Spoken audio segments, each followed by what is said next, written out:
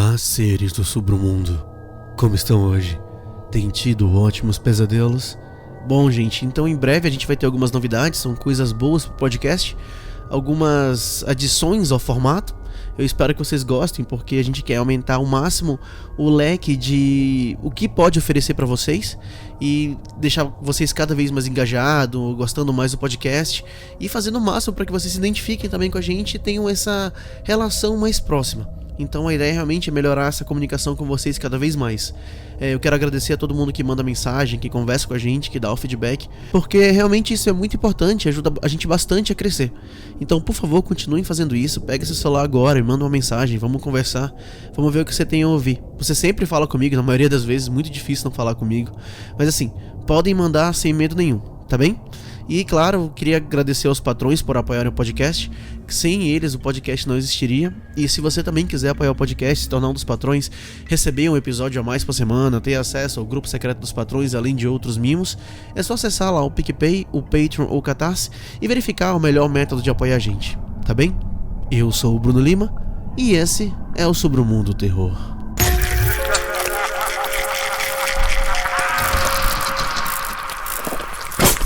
Submundo Terror.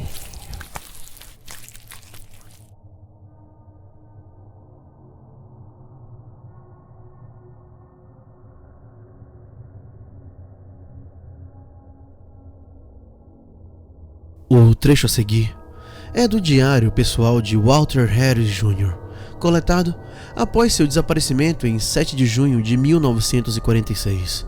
Essa documentação é apenas para testemunho pessoal, estudo e posse dos pais de Walter, da polícia local de Los Angeles e do Federal Bureau de Investigações. 6/6/46. Para minha mãe maravilhosa. As paredes do meu quarto sempre foram frias e tranquilas, mas ainda eram minhas paredes e sempre faziam o que foram criadas para fazer. Pelo menos, elas costumavam. Elas costumavam me proteger e me prometer que nada jamais poderia romper os limites robustos, contanto que eu fechasse e trancasse minha janela todas as noites. Esse costumava ser o entendimento mútuo que eu costumava ter com as paredes. Não apenas com a minha, mas com cada conjunto de paredes em qualquer cômodo que já visitei. Mas isso foi antes. Minha vida, antes de chegar, era mais simples. A vida era fácil, a vida era justa, a vida era segura. Todas as noites você e o papai me davam um beijo de boa noite e me colocavam para dormir. Seu trabalho de me proteger e me manter a salvo de perigos havia acabado, e agora eram as próprias paredes da casa para cumprir o dever de protetor até o dia seguinte. As paredes não podiam falar, se mover ou fazer qualquer outra coisa a não ser ficar ali, para sempre destinadas a permanecerem sólidas e inquebráveis. Na realidade, era muito mais reconfortante do que qualquer outra coisa que você pudesse realizar. Mas então, aquilo veio.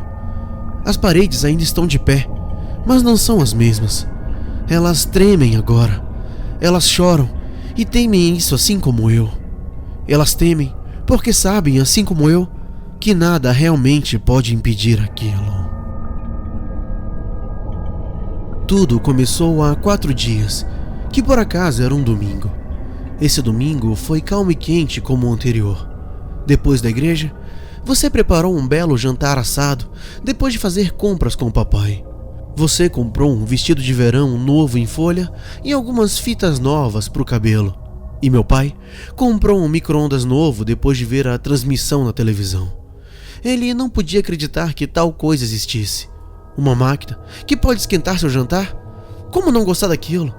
Comprar esses tipos de coisas mantinham suas mentes longe de problemas na Europa, bem como em nosso país de origem. Foi a maneira como você lidou com o que estava florescendo do lado de fora da nossa porta. Eu acho que você sentiu que suas paredes estavam sendo ameaçadas também. Depois do jantar, você e meu pai me deram um beijo de boa noite como todas as outras noites. Você desligou minha luz e me deixou pelos meus sonhos. Lembro-me de sentir como se meu quarto fosse menor e mais aglomerado essa noite, como se algo tivesse literalmente transformado minhas paredes nas de um teatro. Lembro-me de ter me sentido mal, o que me fez ficar acordado e olhar para o teto vazio acima de mim. Isso foi até eu ouvi-lo pela primeira vez. Um som ecoou do outro lado de minha parede. Eu não pude acreditar no que tinha ouvido. Não poderia ter sido antes das 2 da manhã. E lá estava a minha parede, revelando um sinal de vida. Não minha parede, a coisa do outro lado dela. Pulei da cama e escutei atentamente. Nenhum movimento ou ruído. Apenas um barulho suave dos grilos suburbanos e o som do cachorro dos Jeffersons, latindo alto na rua. Estava calmo e tranquilo, como se nada tivesse mudado. Apenas mais uma noite de domingo. Concluí inicialmente que tinha imaginado a batida. Afinal, meu quarto ficava no 2º andar e não havia árvores ao redor da parede do meu quarto. Então, o que ou quem poderia estar batendo na minha parede? E o mais importante, por que estariam fazendo isso? Naquele momento eu ignorei e ri com a ideia de um alienígena voador me visitando apenas para bater na minha parede 3 vezes. Foi então que fui pego de surpresa e decidi bater na outra extremidade da minha parede para zombar da minha idiotice. Meus punhos batiam suavemente contra a parede enquanto eu ria de mim mesmo e pacientemente voltava para minha cama. No meio do caminho, fui estruturado pelo retorno de mais 3 batidas. Dessa vez, mais perto de mim, mais alto e direto do que antes. Eu não conseguia me mover. Eu não conseguia acreditar no que tinha acontecido. Passaram-se minutos antes de eu decidir bater de volta. Minutos de tudo que estava lá fora para me ouvir, duvidar de mim mesmo e rir. Eu definitivamente não estava sozinho. Eu voltei para minha cama naquela noite, depois de ouvir aquilo, e puxei as cobertas sobre minha cabeça. Eu não queria ou precisava saber o que estava lá. Eu só queria dormir e esquecer o que tinha acontecido e acordar com o som da sua voz me dizendo para me preparar para a escola. O dia seguinte chegou e eu contei ao meu único amigo Jimmy o que acontecera na noite anterior. Eu não esperava que ele acreditasse em mim, mas pelo menos esperava algum tipo de desculpa explicando aquilo. Algo que me confortasse. Nada. Ele não podia e não queria me dar essa satisfação. Ele explodiu como se o que quer que tivesse dito não passasse de uma piada. Eu odiei por isso. Eu odiava a facilidade com que ele poderia empurrar o que eu disse bem fundo na sua própria mente. Como se fosse a última coisa com que ele pudesse se importar, quando isso era tudo com o que eu conseguia pensar. Depois de muito pensar, decidi contar a você e o papai o que havia acontecido. Decidi contar a vocês. Vocês dois. Isso foi um erro.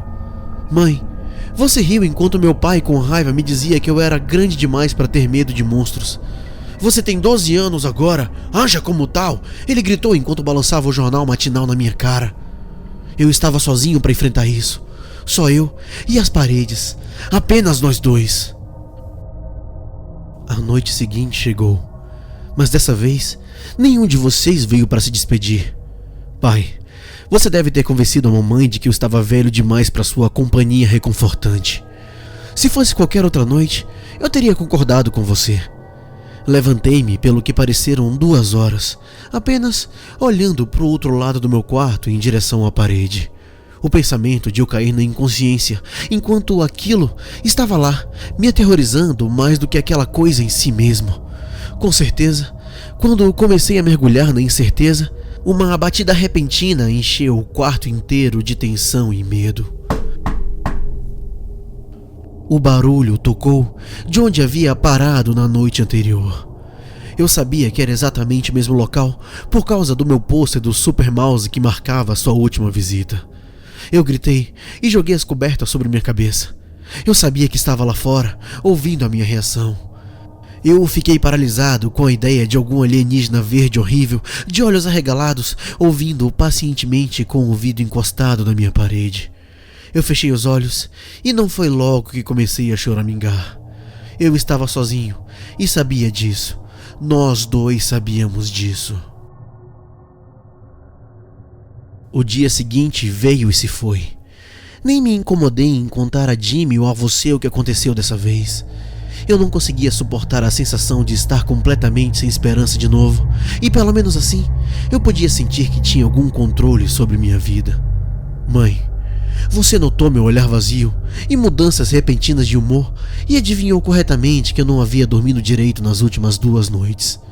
Você tinha contado a meu pai, mas tudo que fez foi irritá-lo ainda mais. Quando chegou a hora de dormir, não pude suportar a ideia de ficar preso no meu quarto. Então, implorei a vocês 2 que me deixasse dormir com vocês. Furioso, papai me enfiou a mão no rosto e me trancou no quarto enquanto você observava em silêncio. Depois disso, eu realmente não sabia como me sentir. Uma parte de mim culpou aquilo pelo que tinha acontecido, mas uma maior, a parte mais lúcida, culpou você, tanto pelo que estava acontecendo quanto por estar tão alheia aos meus gritos de socorro. Por alguns minutos, eu até fantasiei sobre isso, quebrando minha parede e me matando enquanto vocês 2 assistiam com horror. Talvez, então você se arrependesse de ter me ignorado. Talvez, então, você pudesse ver o quão egoísta você era. Eu me levantei da cama ontem à noite. Eu sabia que aquilo viria, mas dessa vez, eu queria que viesse. Eu duvidaria que ela viesse. Com certeza, enquanto a noite engolia todo o bairro em um sono hipnótico, a batida tocou para mim. Bateu suavemente debaixo do meu pôster do Mighty Mouse e atrás da minha parede. Sentei-me, agora com mais raiva do que nunca, e bati 3 vezes contra a parede dura de gesso, onde eu sabia que era de onde vinha a batida. Meus punhos explodiram em resposta. Eu esperei, mas nenhum som retornou. Enquanto eu me afastava em triunfo, a batida voltou, dessa vez mais confiante e mais perto da minha cama. Eu segui o som novamente e bati exatamente no mesmo lugar que aquilo, sem medo. Aquilo respondeu rapidamente, quase animado com o pensamento de meu envolvimento contínuo em seu jogo. Em meu acordo de jogar junto com ele, eu respondi uma última vez. Eu bati em resposta àquilo. Eu estava cansado de ter medo, da espera, do jogo, dos jogos. Decidi que se fosse corajoso o suficiente para visitar minha casa nas primeiras horas da noite, eu mesmo mostraria que também não tinha medo de brincar. Minutos se passaram sem uma resposta daquilo. Um largo sorriso se espalhou pelo meu rosto enquanto eu estudava a parede. Eu venci. Essa noite, a vitória foi minha. Meu sentimento de triunfo duraria pouco, no entanto. Enquanto eu andava vertiginosamente em direção à minha cama, o som de nós dos dedos arrastando contra a parede externa do meu quarto em 3 rajadas repentinas seguiu a cada passo que eu dei. Foi então que percebi que não tinha intenção de parar ou mesmo fazer uma pausa no jogo. Ele só fez uma pausa para me deixar pensar que tinha vencido. Agora, eu sei o quão cruel foi aquilo. A batida na porta foi a maneira de me avisar que estava lá. Mas isso não era nada mais do que prazer em meu tormento. O som do arrastar fez meus ossos estremecerem e doerem de terror. Assim que a terceira batida ecoou, eu vi qual era o propósito da batida. O baque forte caiu a poucos centímetros da janela do meu quarto. Durante todo o tempo em que joguei o jogo, nunca parei nenhuma vez para pensar aonde as batidas estavam indo. E elas estavam seguramente me levando para a janela. Ah, não. Meu coração parou, com o pensamento de algum monstro horrível quebrando minha janela e depois me levando dali. 7/6/46. Implorei a vocês 2 uma última vez, em desespero, e paguei muito caro por isso. Meu rosto e minhas costas doem e queimam por causa do cinto. Agora eu sei o que deve ser feito. Essa noite é a noite em que o encontrarei. Agora sei que a loucura não vai parar até que eu bata pela última vez.